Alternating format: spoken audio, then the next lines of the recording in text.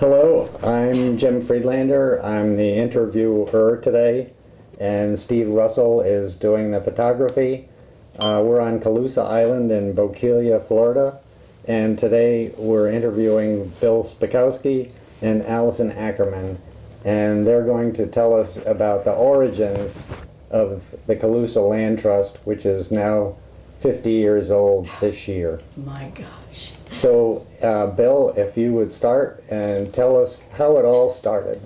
Actually, Alison, do you want to go? yeah, I think, yeah, I'll start That's us off. In order to get to the origin of Calusa Land Trust, we've really got to go back to December 1974. Bill and I were 24. We were living in Evanston, north of Chicago. We were just trying to make a living. You know, we had all sorts of various jobs. And we had been living there for a few years, and I knew Bill loved to think outside the box. So when he came to me one day and said, "Honey, I've cut out this little ad," it was 4 lines long, from this newspaper periodical called Alternative Sources of Energy. And I go, "Okay." And he goes, "Yeah, there's this guy in Florida, and he says he has an island, and he wants to set up alternative sources of energy, and he wants to preserve the island." I'm going, "Okay, what does this mean for us?" So we were freezing, like we were always freezing every winter in Chicago. And we said, "Let's just go to Florida. We will call Fred on the way and just see." So we got in our little trusty van, started driving. And what did surprise us was when Bill made the call to Fred. This is Fred Johnson who wrote Oh, the yes. ad. Okay. He wrote the ad, Fred Yep, Johnson. Sorry yep. if I didn't mention that. He goes, "Oh yeah, please come and stay with us, my wife and my 3 kids and I, and we live in St. Pete Beach." And we went, "Okay." So we arrive, we meet them, we like them, we all come down to Pine Island, get into a little John boat, and come out to this island. And we are like, our eyes are like super huge looking at everything. So before too long, we have set up some pup tents. We're clearing paths. I mean, Fred gave me a machete for my birthday. That's just kind of how it all started. And then we started sitting down and trying to figure out, now what's next? How are we going to collaborate? What are we going to do? And that's when we find out why Fred had this whole idea. He grew up on St. Pete Beach before it was developed, and it was gorgeous. And he wanted another getaway. He wanted another place to go where it was away from people. It could only be accessed by boats, right? Yeah. And then he also had a forward-thinking idea of, okay, how about alternative sources of energy, off-grid? That's what we want, off-grid. And I want to preserve the island so it can't be developed like St. Pete Beach. Mm-hmm. So it was absolutely amazing and kind of incredible. But they were so welcoming. They were so wonderful. Can I just ask for? Sure. Can you tell us a little bit about Fred's background? Fred's background. How did he come by this place? Fred, You know, that's a good story. Fred actually had, as Alison said, he wanted to create this getaway that he had as a kid. And so he knew the Charlotte Harbor area, and he had left word with a few real estate brokers around that if anything was ever available to call him. And so over the 2 years before we met him and Diane, he had purchased from 3 separate people different chunks of Calusa Island. Okay. Calusa Island being the land just east of Shell Cut between Jug Creek and Charlotte Harbor. So he had acquired that, but then what do you do? Right. And he had a little bit of family money, so he was able to invest in that. His wife Diane was a nurse, and she worked at the hospital in St. Petersburg, and they had 3 kids. Okay, thanks. So, yeah. So we're sitting there listening to all of this, and it just meshed with lots of things that were on our mind. We love nature. We didn't want to live in Chicago. And we said, okay, we love it here. We're going to jump on the wagon with you and do whatever we can to help with this island. So at this point, you started digging into the laws. You learned about how mangroves could still get filled back then, correct? And we decided to build them a house. So So tell us. Calusa Island's like directly across from North Cape Coral, just across Battleship Pass. And in the mid-70s, sometimes all night long, 24 hours a day, we'd hear the drag lines running. They were dredging the canals in North Cape Coral I forgot that. out of mangrove swamp and salt marshes, and creating canals and roads. And at that point in 1975, they weren't issuing permits to do that anymore, but after 20 years of Cape Coral and Lehigh Acres being developed, it was the way it was, and they had permits to keep doing this. So in the wind was the idea you shouldn't be doing that, and the state shouldn't allow it anymore, but it was happening right in front of our eyes. And so the idea of Calusa Island, fate one day, maybe after Fred owned it, was upsetting to him, and we got it. So, we knew nothing about, mangroves and mangoes. We were just trying to figure Florida out. I mean, nothing down here quite made sense to us. But I mean, we hadn't seen a mangrove ever. We didn't know what a gumbo limbo was. What is a gumbo limbo? And the Calusa Indians, who are the Calusa Indians? This is an Indian midden. This was made This by is a Indians. what? What does that Yeah. mean? Indians like like in the movies or in the reservation at Oklahoma? And nobody really knew. It wasn't really. Well, yeah, we didn't really realize what we had But it was, back then. Yeah. but it was cool. Yeah. And Fred's desire to save it, and since he had made That's the original great. purchase of it, he was basically fronting the cost of it. Yeah. Right. So that first year, we were trying to do two things. One is figure out how to do this preservation thing so that it would be preserved, not just as long as Fred owned it or we owned it, but forever. And second, Fred's married and has 3 kids, and they want to move down here, and they have nowhere to live here. So Fred said one night, we're sitting around the campfire, and he says to me, Oh my gosh. Bill, would you know how to build a dome? And I was, A geodesic dome. Geodesic dome. Buckminster Fuller. And we're like, I mean, I'm a contractor at this point. Contractors say, yes, I could do that. I mean, that's what we do. Of course I could build a geodesic dome. But I'd read about domes. This is, mid-70s, which is really the late 60s. And so, if the rest of the world's building rectangular houses, we should build round houses, right? I mean, it seemed cool. that's funny. So, so at that point, Fred made the offer that if you build me this geodesic dome for my family, I'll give you guys a share of the island. So we were 25 with no money and no prospects, basically. We said, okay, we'll do Okay. that. So that was one thing, and we started doing that, and we designed the dome, got the parts, bought the materials, hauled the materials out here, and Right. and had lots of help from all kinds of people who hear about this and want to come and help. We had a huge amount of people showing up to come and camp out here and help. So tell. I'm going to interrupt just for a second. Tell us about that. So who came out? Who were these people that showed up here? That is another story. So, well, Fred, There are so many stories and people that we brought out here to help us. Friends from Chicago we brought down. Amazing. Their friends. There were tents everywhere and people working. It was amazing. Wow. It took 2 years for us to build the outside and another entire year for a whole nother crew. Bill designed the inside amazing. to build the inside while we were building this house. Yeah. So we got 2 things going on. We're building this huge building, and it was Yeah. in its day it was spectacular. It was all covered with redwood, and there were 3 levels inside, and it's gone now, but it was spectacular in its time. But we were trying to figure out this preservation thing. that's right. And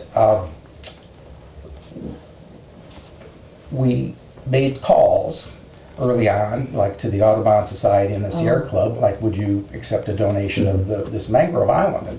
And we just assumed that they would say, Oh, yes. could we, sign the papers today? And the answer was the opposite. It was absolutely not. It was like, we don't have staff in that area to manage a nature preserve. We can't even consider doing that. And so at that point, it was like, well, if we want to create this preserve and we're willing to do it at no cost to anybody, and there's no way to do that, maybe we ought to find a way to do it, not just for us, but for, there's got to be other people who have the same motivations and property or money they'd be willing to donate. So that was where the idea of setting up a land trust came from. Now, that doesn't mean we know anything about it. And of course, at the end of the day, not only was no internet, we didn't even have a mailbox, so but we had like the whole Earth catalog, and we had a few means of communication. Yay. And we read a little announcement somewhere in one of those publications about a land trust conference in Pennsylvania. So it was more than more than the 4 lines in Fred's classified ad. It was Yes. not much clearer than that, but it was on a certain date in Pennsylvania. So Fred and I just drove up there. And there were like 30 or 40 people. And it was called a Community Land Trust Conference, which we didn't know exactly what that meant. That actually had significance, that wording. But they were all people who were either have set up some organizations like this or wanted to or were interested in doing Right. it. And all from all over the country, actually. And some were just interested in preserving nature, and others were trying to find a way to set up a different structure for land other than just everybody owns their own lot and everybody does their own thing. So So anyway, we learned a lot. We came back from that, and meanwhile, And then- Diane and I were anxiously waiting for them to get back because we wanted to figure out a way to do this. So when they arrived, there was a plan. We need to incorporate. We need to come up with a name. We got to get started that way. So this was the first version of the name of the trust. We came up with the name Calusa Land Trust. And we're like, okay. But the significance, we didn't understand the significance at the beginning. But it was Fred who was adamant about putting Calusa in the title. He knew that the high ground was built by the Calusa Indians. He knew that, and he knew it was important even though we didn't know how important. And he also insisted on the original spelling. We had seen it O-O, Calusa, and he goes, oh, no. The original spelling is USA. So we went, okay, Fred. okay, what did we know? Whatever. Sounded good? USA it is. Right. So we applied, no, we didn't apply. We just submitted our papers to incorporate, and we got the okay from the state of Florida. We're like, okay, we're on our way. And This is easy. this is easy, what's the big problem? So we had 2 purposes for that original step. One was, okay, we wanted to actually have a community land trust, which would basically oversee the high ground part, which would be the home sites, potential home sites. There was room for 6 home sites. And then we wanted a conservation land trust, right? And that would protect the mangroves. And we thought, okay, this is great. And so we got the okay. But we had one more step, which was we wanted to be tax exempt. And in order to do that, you had to submit that to the IRS. So not a problem. Got the papers, went to see a lawyer, drew all the papers up, we sent it off to the IRS. No, they would not have it. They said, absolutely not. You cannot have tax exempt status if you have a community. The people living on that land cannot have that status. And so we went, oh. Yeah, because they're getting a special benefit. Yes. And therefore, it's not a charity, whereas the Conservation Land Trust is a charity. It's not for the benefit of the members or the directors, Exactly. it's the benefit of the whole public. Right. And that was their distinction, whether you get a tax exemption or not. So Right. we had to go back to the drawing board. We went back to the drawing board. So what we did was we redrew everything up. We separated the high ground out, and we said, okay, this is just going to be a conservation land trust. And this also represented the second version of our name. We added and nature preserve. Association. Association, I keep forgetting that word. So it was now called the Calusa Land Trust and Nature Preserve Association. That'll make the IRS happy, for sure. Well, it did.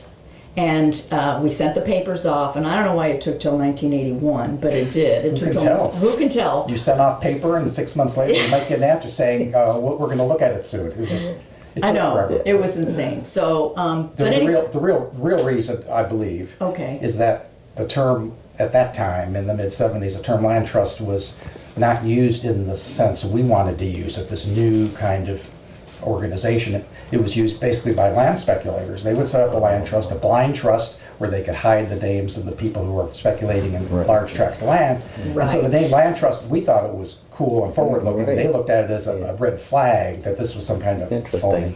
So Yeah. that was why we had to change the name and change the purposes and make it clear that it was this is conservation only, it's charitable only, and that the land Right. would either always be preserved or by this organization or given to another organization with the same legal status and the same Exactly. equipment to protect it. Exactly. So, 1981, we had our tax exemption. We were protecting the mangroves, but nothing was actually in the name of the trust yet. So, I think it was the next year that the 4 of us, Fred Johnson, Diane Johnson, Bill and I, we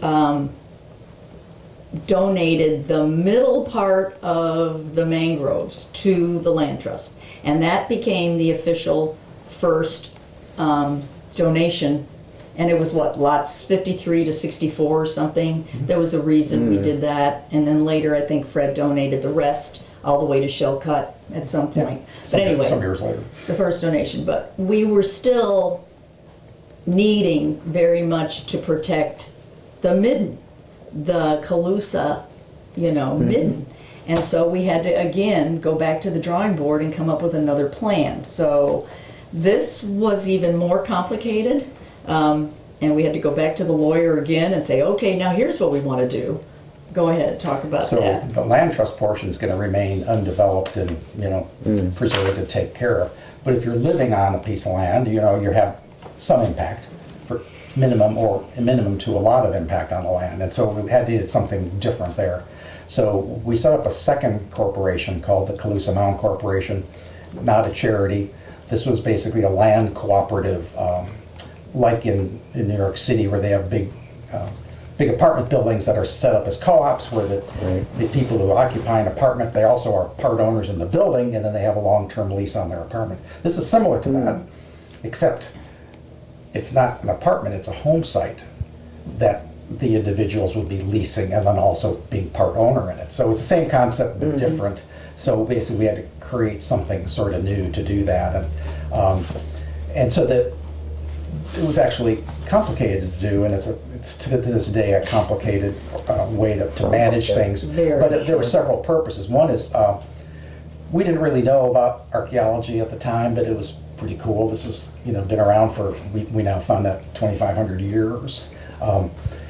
So the idea was to live on it very, very lightly, and so we had basically set up rules that anybody who had one of these 99-year leases, including ourselves, would agree to a whole bunch of things. One is you're not going to cut down the beautiful hardwood hammock vegetation that grows on shell middens, because that's the beauty of this Right, place. And put in a swimming pool. Right. Yeah, no. And you're not going to No.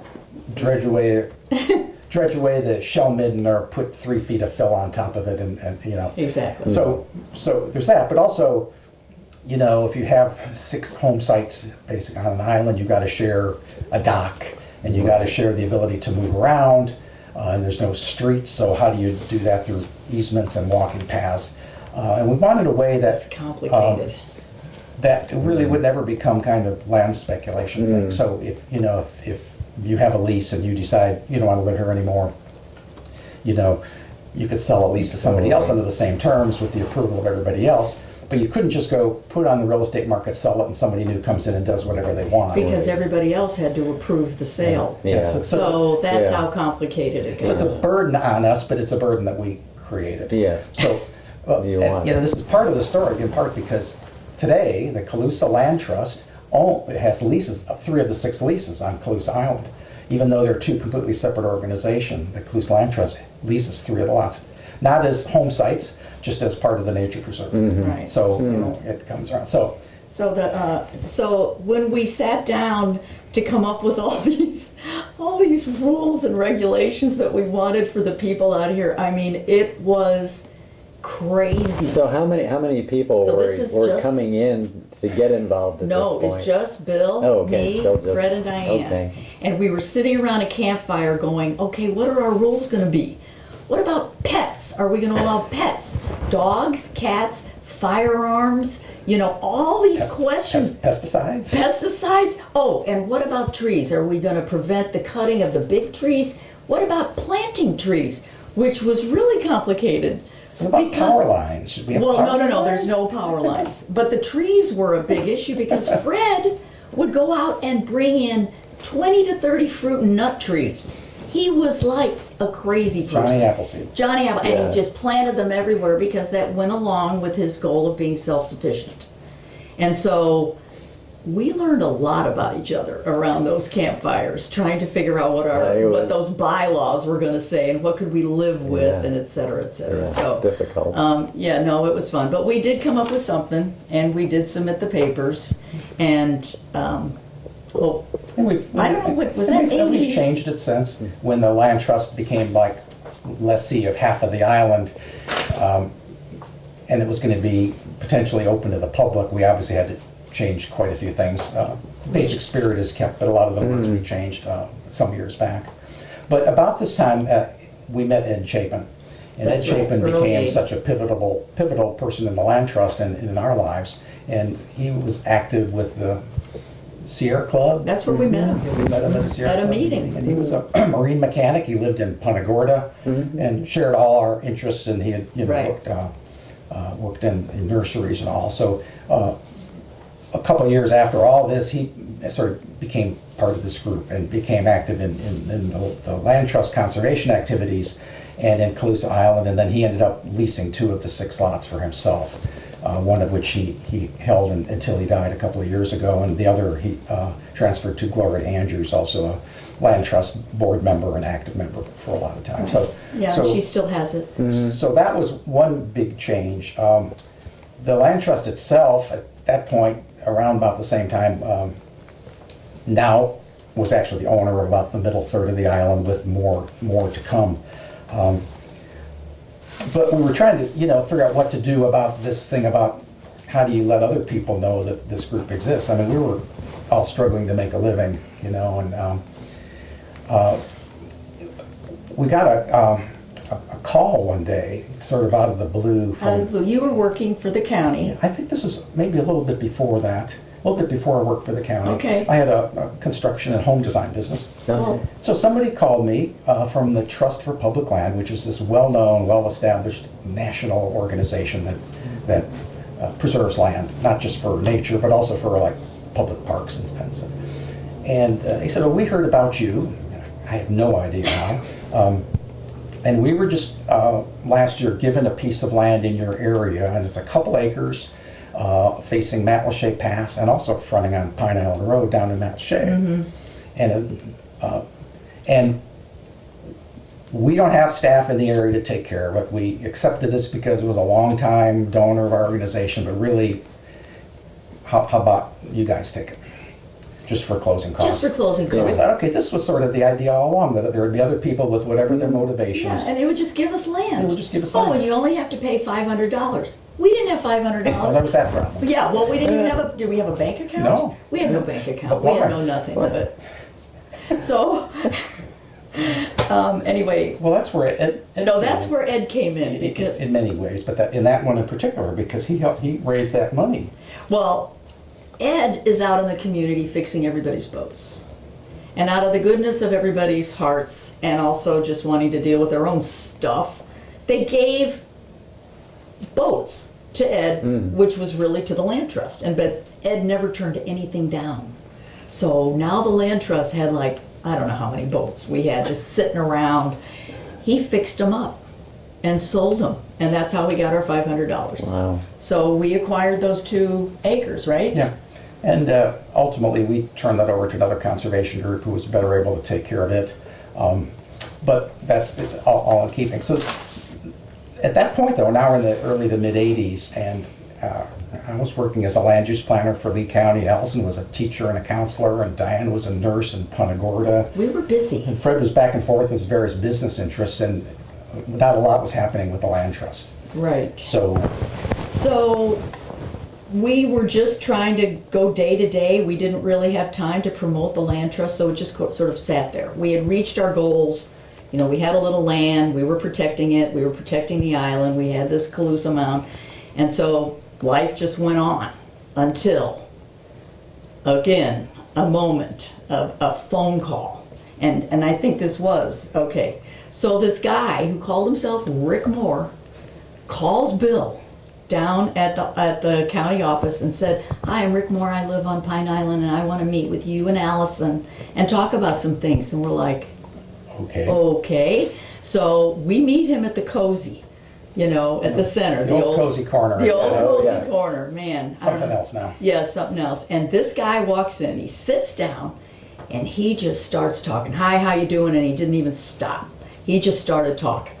And he said, "Here's what I want to do, and I hear you guys, might be able to help me. I am really worried about Pine Island. The longleaf pines are all gone.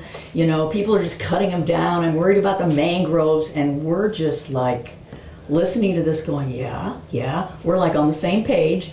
But this guy had a lot of energy and he really wanted to get something done. And he was so worried about the land not being preserved. And we're like, yeah, we agree. And so I don't really know how it all came about, but we said, well, we have a land trust. He goes, yeah, I heard something about that. And I said, maybe we ought to work together.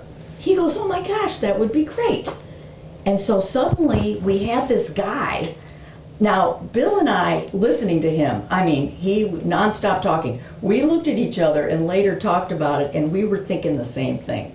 We were thinking, oh my gosh, this guy's talking about a lot of work. This is boring. There's so much work he's talking about. Meetings and tax forms. The meetings. Oh my gosh. And then you have to have membership meetings, and you've got to find land, and then who's going to manage it, and we don't have any money. And but he was so great. And he just energized us. We said, all right, let's do this.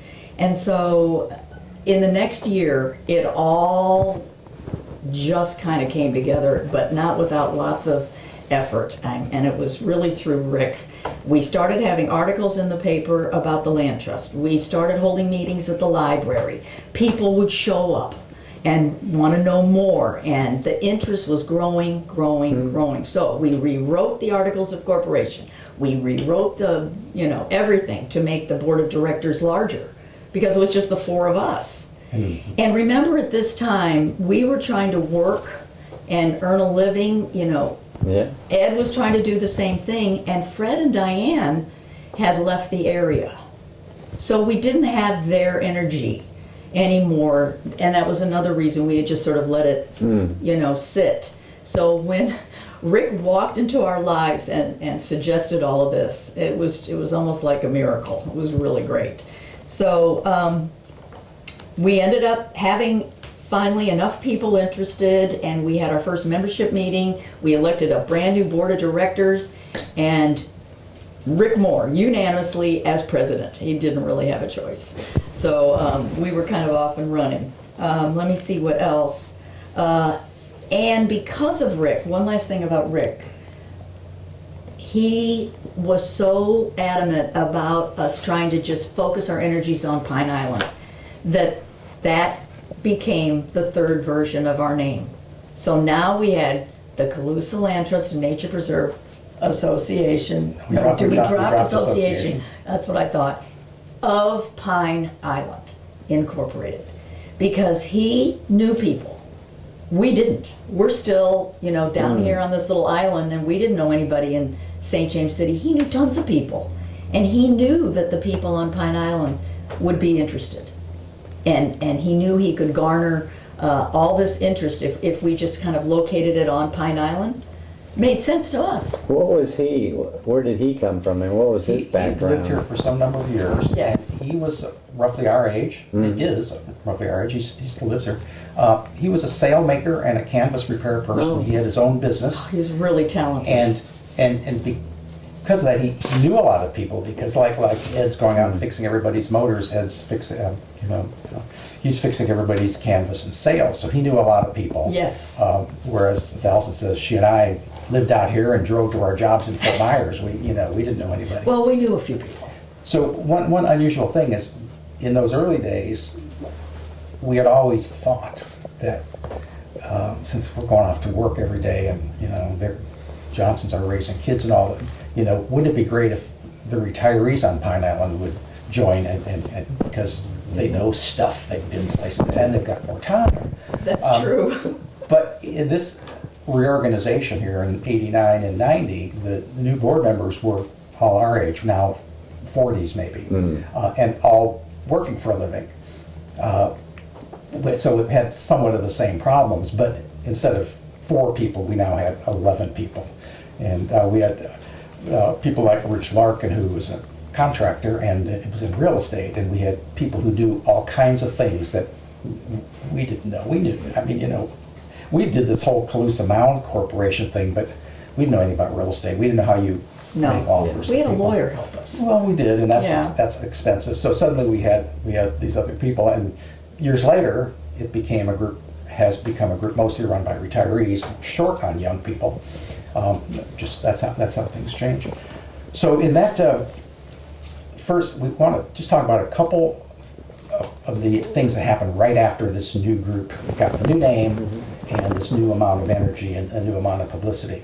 There were 3 projects in the first like maybe year and a half or 2 years after 7 years of nothing happening. One was the beginnings of the St. James Creek Preserve, which is in St. James City, just east of St. Jude Harbor neighborhood. And it goes all the way from the 8th Avenue Canal all the way up to Castile Road, ultimately, basically all the way out to Mountain Shade Pass. And that was cobbled together. That land, most of it had been planned for a huge new development. It would have dwarfed St. Jude itself.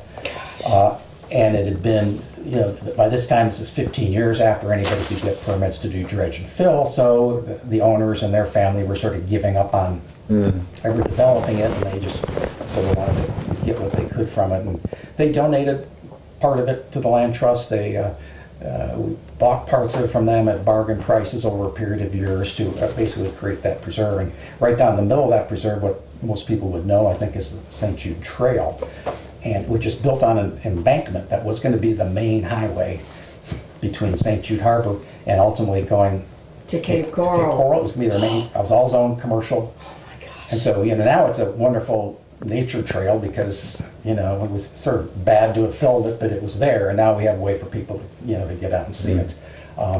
So that was big, and people like Rich Larkin were real active in working these real estate deals with this family.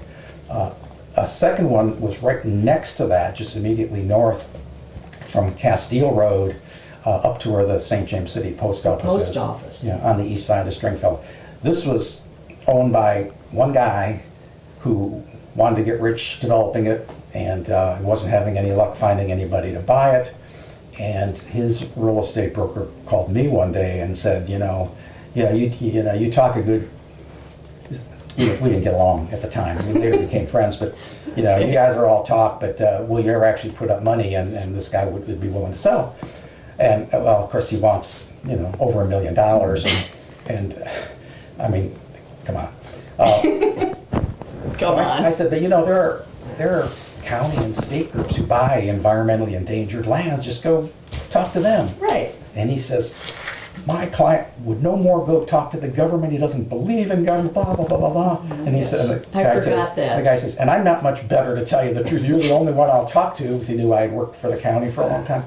Oh my gosh. So I believe it was, again, Rich Larkin who comes up with this idea. It says, okay, well, why don't we acquire an option to buy the property at, I don't know, it was like maybe 75% of market value.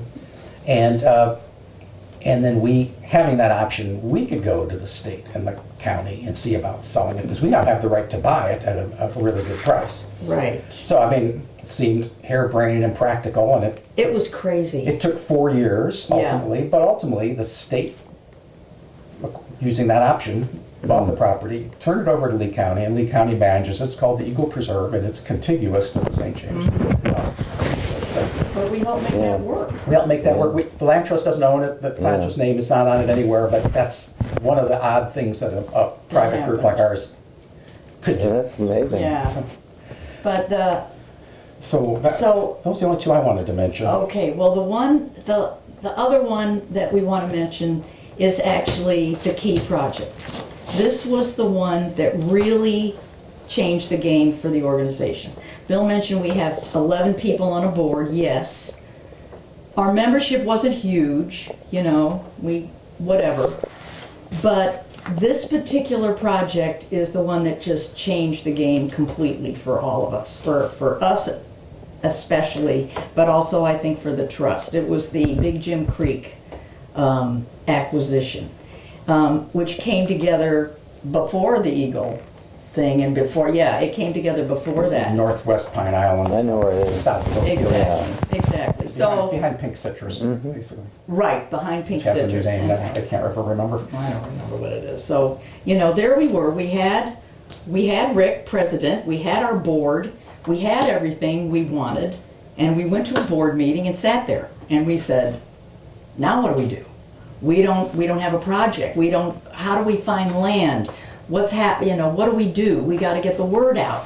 And again, Rich Larkin comes to mind again, because we think it was Rich who had this idea. He said, well, I've got an idea. Here's what we're going to do. We're going to go out and we're going to find somebody. We're like, okay, Rich, you, us, who? We're going to find somebody that wants to sell their land, a piece of wonderful preserve that we want, and we're just going to offer them like a tiny amount of what they really want. And then we're going to ask for 1.5 years to raise the money. And we are looking at him, you are out of your mind. Who is going to ever say yes to something? Especially with the term that if we can't raise the money, we're not committed to buying it. Exactly. So we just kind of listened to him.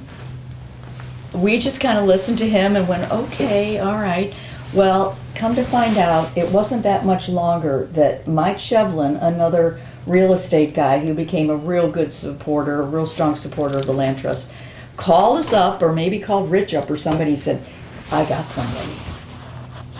This family has 300 acres of mangroves and Natural creeks and mosquito ditches, and they only want, the going rate, which was $500 an acre for mangroves.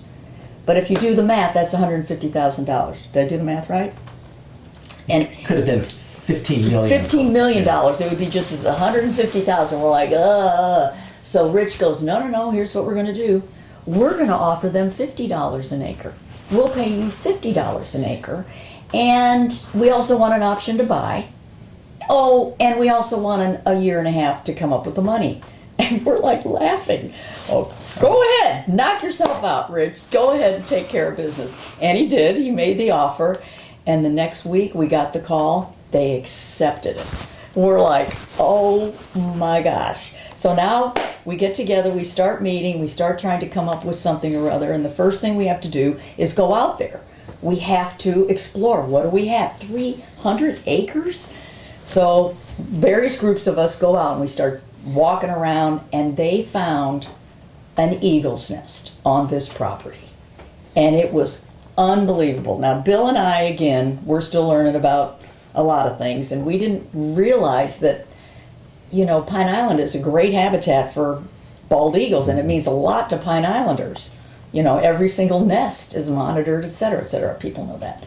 So we got back and we said, all right, we're going to use this eagle's nest. And people may remember the slogan, buy an acre for an eagle. Now, we were going to buy this property for $50 an acre, but we knew it was actually going to cost more with closing costs. So we were trying to buy an acre for an eagle, $100. Give us $100 and you've bought an acre for an eagle. We had t-shirts made up. I mean, it was like insane. We had articles in the paper. Everybody went crazy. And we raised the money. $100 a pop. $100. Pine Islanders could handle that. They could handle it. $150,000, what do they do? Have a black tie ball and raise the money on Pine Island? No. $100 each to help preserve a wetlands and an eagle nest? Yes, so it I worked. know. It was just... It became a huge community That's effort. spectacular. Huge community effort. It was That's fantastic. great. So we bought this property. We were so happy. But it was basically the first one. If you've listened to the other ones we've acquired, we had to work for. We had to put our heads together. We had to cooperate. We had to come up with ideas. I mean, Rich came up with the original idea. Then there was the eagle's nest, and then somebody came up with the idea. Somebody did the artwork. Somebody did the Very cool. T-shirts. sweatshirts. T-shirts, and it was That like is Bill very and I. cool. Suddenly, we realized we're not alone, Yeah. and we've got all these people that know how to do all this stuff that we don't. And it was, I don't know. It was just, I don't know. We were just really happy at that time. Can I just ask you a question here? Do you think that the community of Pine Island has changed a lot since that time? I think way less than I would ever have guessed. Yeah. I mean, at that time, it was, huge growth. Sanibel had gone from a place like Pine Island to this huge city, and that was despite their best efforts to set up their own city to stop Yeah. that. So, our view was that Pine Island was going to be the next Fort Myers Beach, and so the fact that it's not Yeah. is pretty remarkable. And I'm a land use planner, so I think of the really long-term future on it, and my worst fears have not come true.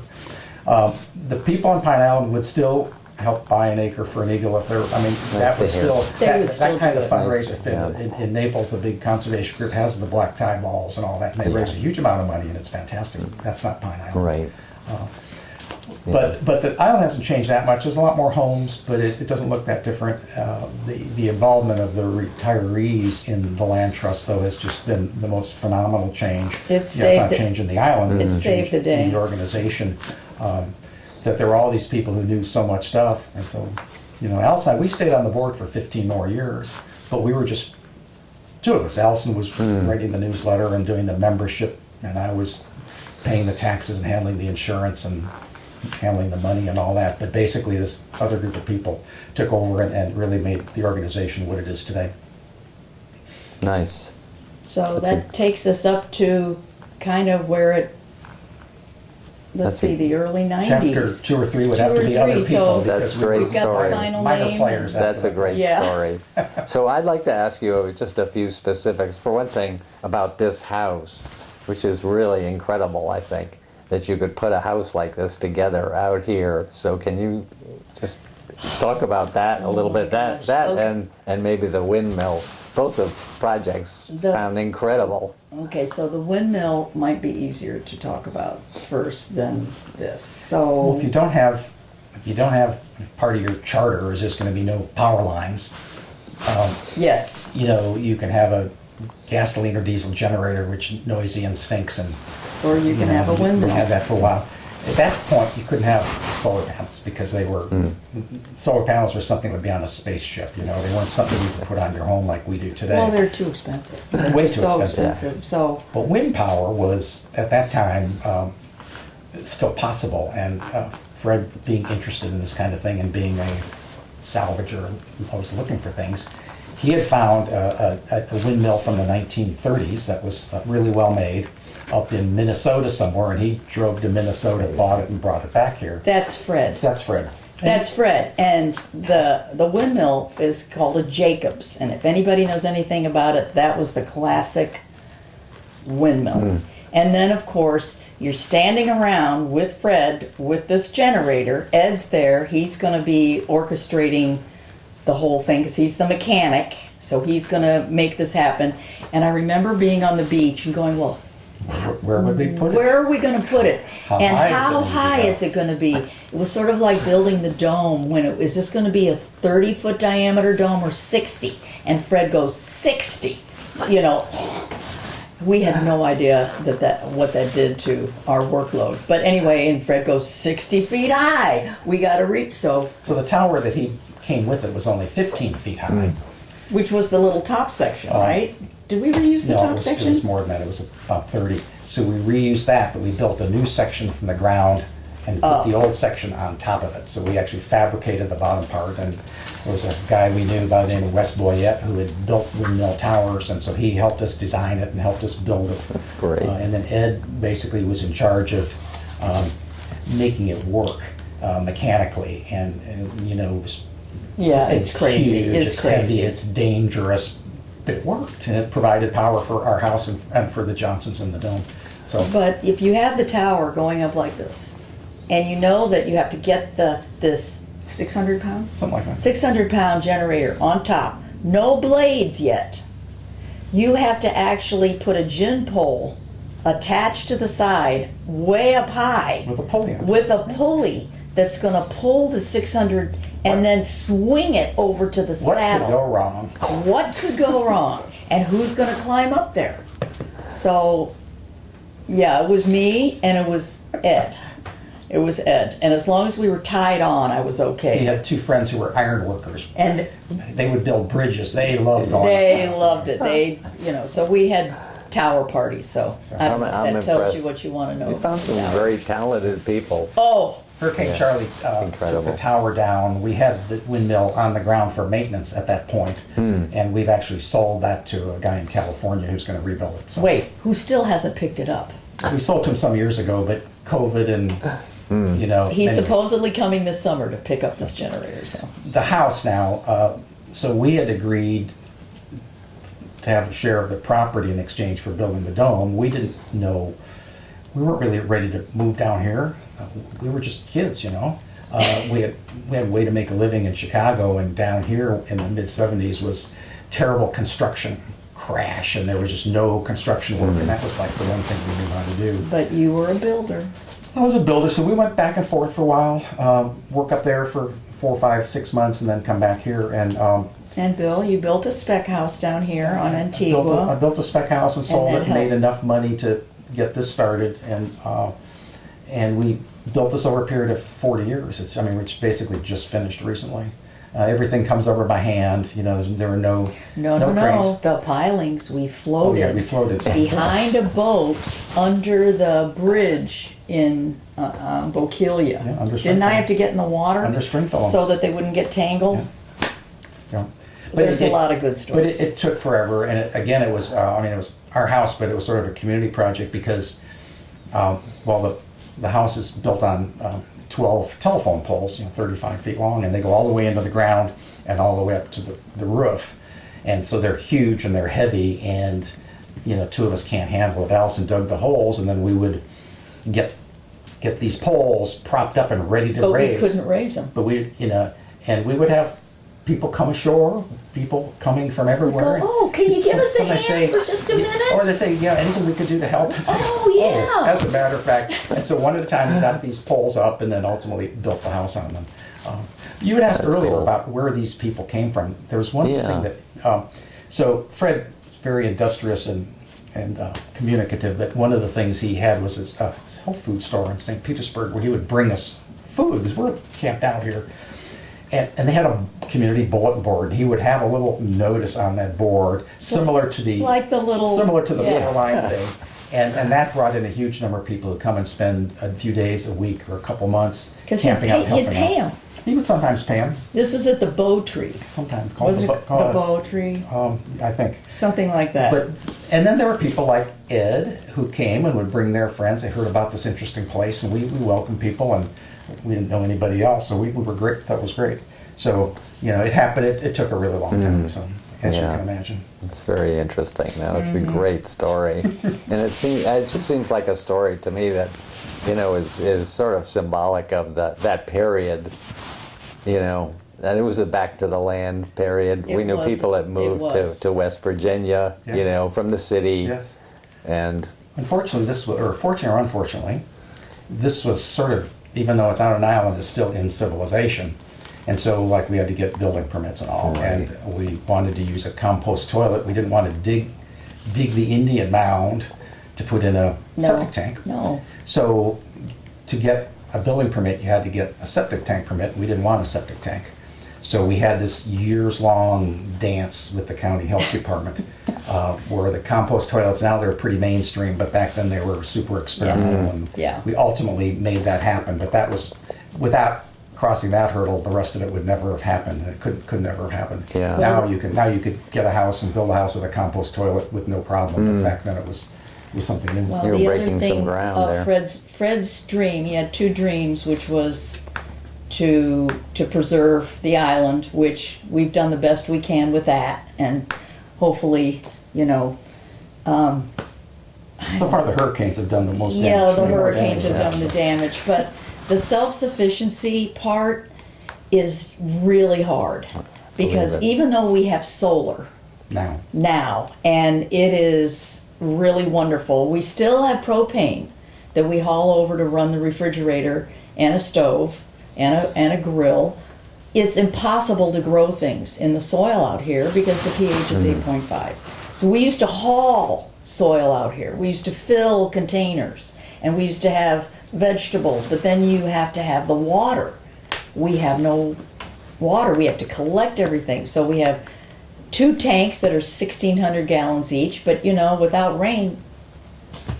So it's as far, and all the fruit and the nut trees, very few of them have survived. Some spectacularly, but others, most of them We didn't have didn't much make luck it. with vegetables and fruits, but No. the native vegetation that's adapted to the high pH soil, the hardwood hammock vegetation, it does great. It Is- doesn't need to be watered, doesn't need to be, Right. it So- basically needs to be protected from invasives that will choke it, but other Yeah. than that, it takes care of So itself. we're focused on saving the natives now, not trying to do anything fancy. So anyway, that's our story. That's excellent. Thank you so much. That's a great story. Thank you. And I think a lot of people will be very happy to hear it. Well, we're glad to tell the story of this trust because it took a lot of people to make it happen, It and sounds like it. the people that are running it now are doing such a great And after job. 50 years, it's still getting better and better. I know. Yeah. We're thrilled. Yeah. Well, thank you again. Thank you so much. You're welcome.